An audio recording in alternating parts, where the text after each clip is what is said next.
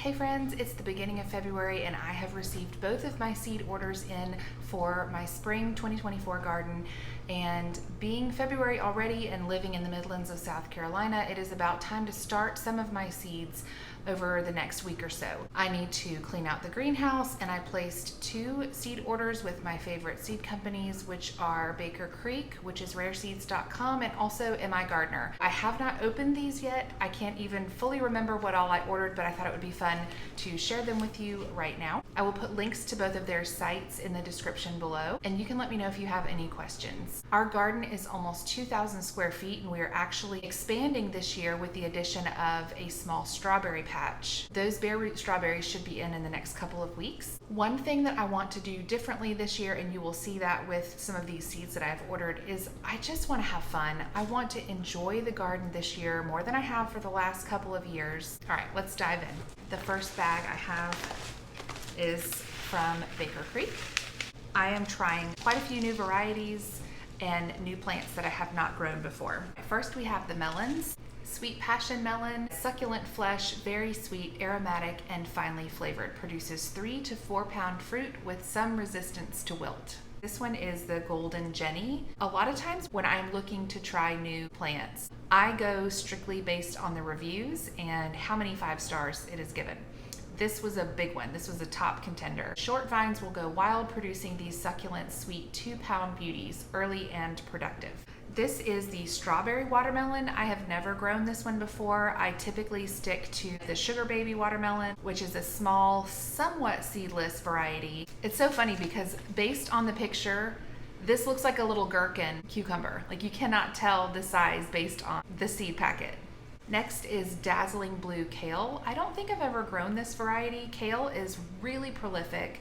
I'm going to plant this, probably direct sow it this weekend in some of the plastic urns on our front porch, which is where I usually grow our greens and lettuce and different salad varieties. I have had really good luck growing my greens through the winter, or starting them even in January or February, and they'll go all the way through probably the first to middle of May before it starts to get pretty hot here and greens tend to die back. Next is some squash. These are all squashes that I have not tried before. This one is delicata. I have seen many people online grow the delicata squash and love it, so I'm excited to try it. I think we're gonna have to move our squash to a different location this year, or I will just start it super early, like probably not quite yet, that's a bit early, but maybe in 2 weeks. And then by the time we set it out in the garden, we should already have a little bit of flowering going on, and hopefully we can get some fruit before the squash bugs attack. We had horrific squash bugs 2 years ago when I planted a 60-foot row of winter squash. I should have known better. And it was impossible to keep up with the eggs and the squash bugs with that many plants, especially as they got huge and their leaves were like 18 inches in diameter. I just gave up by the end of June. This one is the Zucchino Rampicante. I have never tried this one before. It kind of looks like the Tromboncino. This can be harvested early and eaten like a summer squash or a zucchini, or you can let it get larger and cure it, and it stores as a winter squash. So I'll probably try a little bit of both depending on how much it produces. The Winter Luxury Pie is the only pumpkin that I purchased this year. I do plan on planting these in a different location as well. Hopefully they can just go wild and we will protect them from the rabbits, and we will get a good handful of sweet pumpkins to bake and preserve for pie baking in the fall. This is a new variety of pickling cucumber. It's called Dar, and it says it is a new Polish variety. It's for slicing or pickling, so I'm hoping to actually preserve some pickles this year. I haven't preserved pickles in years, so I'm excited to try some new varieties. The China Jade cucumber is my old faithful. It is my very favorite that I've grown every year. I have gotten up to 18-inch cucumbers before. They remind me a lot of like the English cucumbers that have less seeds, and just a really great flavor. They're fantastic for like fresh salads and fresh eating. That's pretty much all we use them for.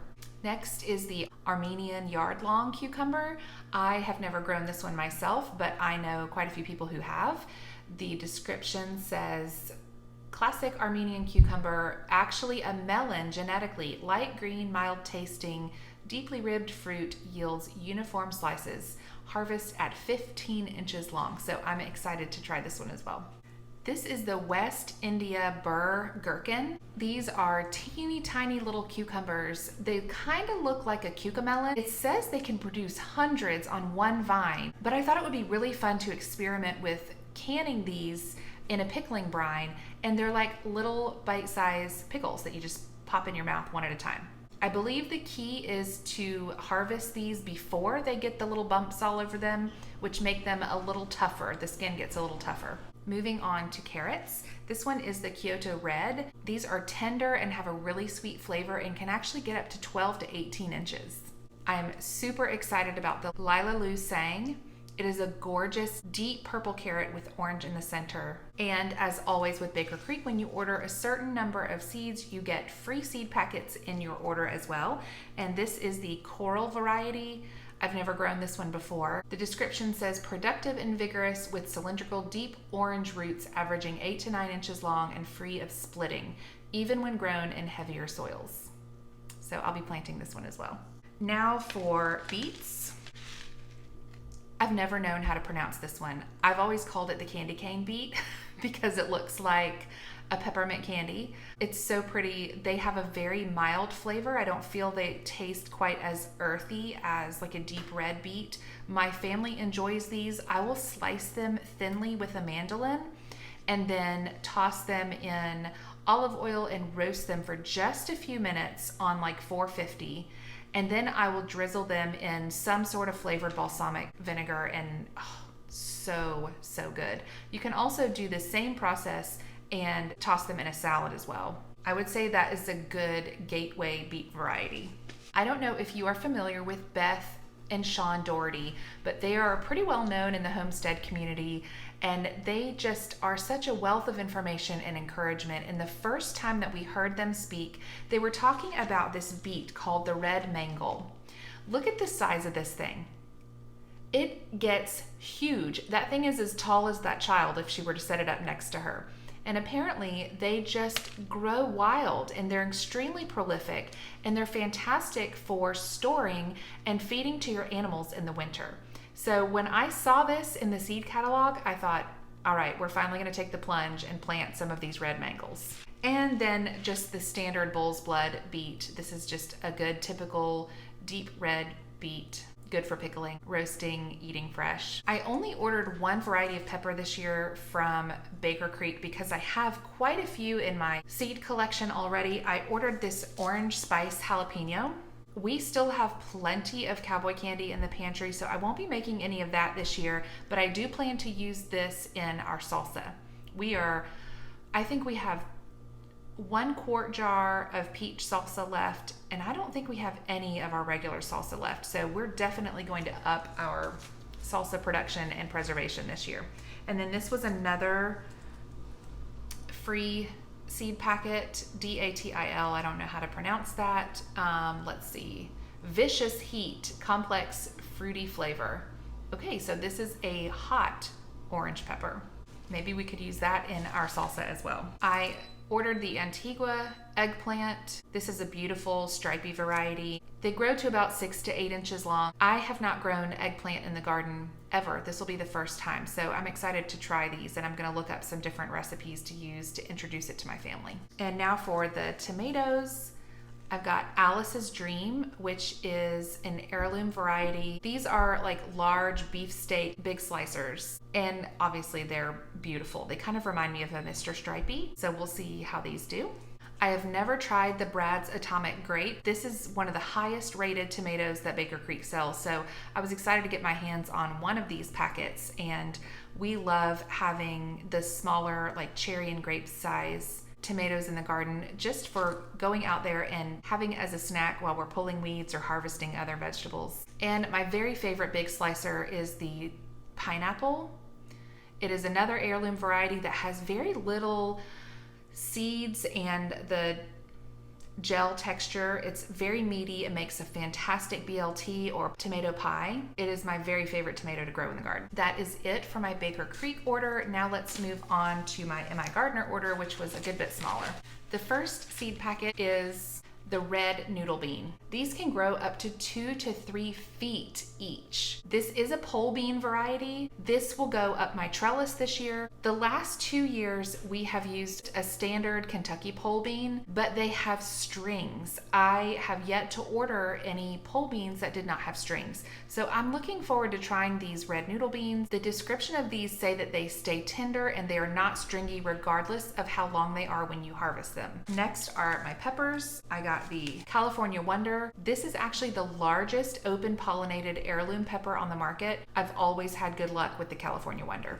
This is the Keystone Giant bell pepper. I had a really successful pepper year. I can't remember if it was 21 or 2020, but I have not had such success ever since. So I'm really hoping for a successful bell pepper year so we can put a lot up in the freezer.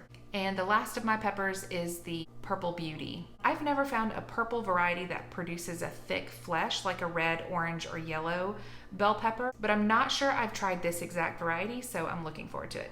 The only tomato I ordered from M.I. Gardner is the 10 Fingers of Naples. This is a Roma variety. I will also definitely have a handful of San Marzano plants in the garden. They are some of my very favorite to grow and preserve. I ordered this rainbow carrot variety pack. We should have some really beautiful carrots this year. The Jubilee watermelon is a very standard, popular watermelon variety. They can grow up to 30 to 40 pounds. Typically, you'll only get a handful of watermelon per plant, but if you take good care of them, then they are huge and delicious. And the last things I ordered from M.I. Gardner are sunflowers. This is the Sun Gold Tall. It looks a lot like the teddy bear sunflower, which is one of my very favorite flowers to grow, but this one can get 5 to 6 feet tall. There are about 75 seeds in this packet, and I plan to plant every one of them. I also love the Autumn Beauty. Any of the variegated sunflowers that have deep orange and red colors in them are so beautiful. This one gets 4 to 6 feet tall, and I will be planting this entire packet as well. And lastly, the Black Russian. These grow up to 12 feet tall, so these will kind of be in the back of my sunflower patch. Otherwise, they would shade out all of the rest. But these are pretty prolific as well, and we love to save the heads of these and feed them to our chickens throughout the winter. Other things that I purchase from local seed stores, even places like Tractor Supply, are my onion sets, some seed potatoes, as well as some sweet potato slips. Now, I still have an entire box of seed potatoes left over from the little bitty potatoes that I got out of the garden this past year.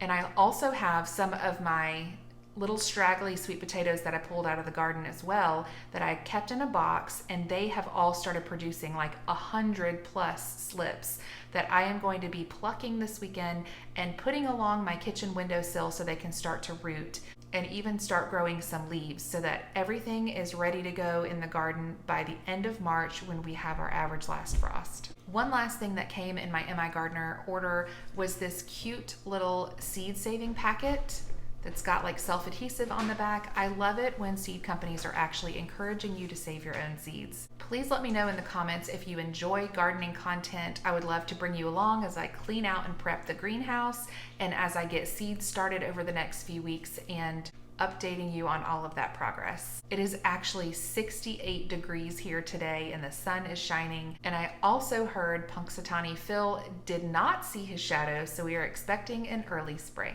I left the seed packets out on the island and I came in a couple hours later to see 3 of my kids looking through all of them, spreading them all out so they could see all the pictures and read the back of the packets. It's so fun when your kids start to get involved and their passion for the garden grows as well. I'll see you next time. Thanks for watching.